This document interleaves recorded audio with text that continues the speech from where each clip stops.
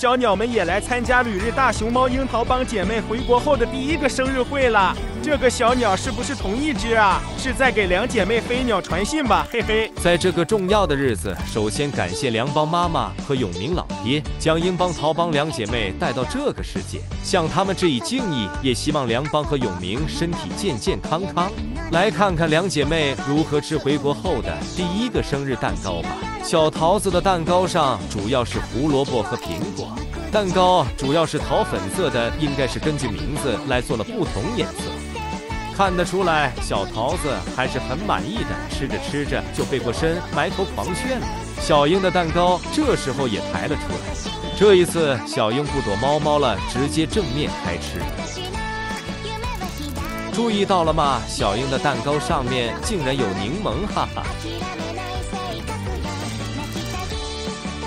小英选择无视柠檬，只下苹果。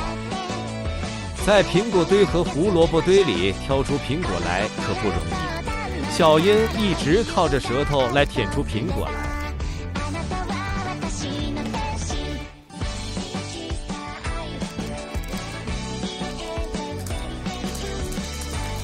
不小心吃到一个胡萝卜，小英选择吐掉。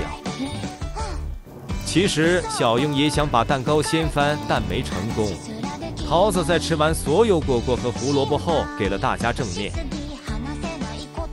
接着就是最欢乐的掀翻蛋糕环节。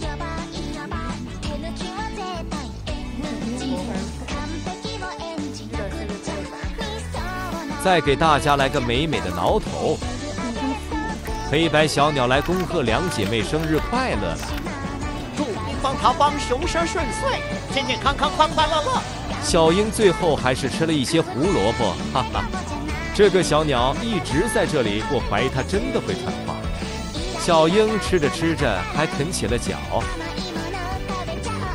今天我也给大家准备了生日会的伴手礼，还收到了日本帮家族粉丝回赠的礼品，非常感谢了。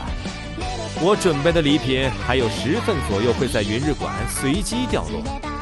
最后用两姐妹吃完蛋糕后离场作为结束画面吧。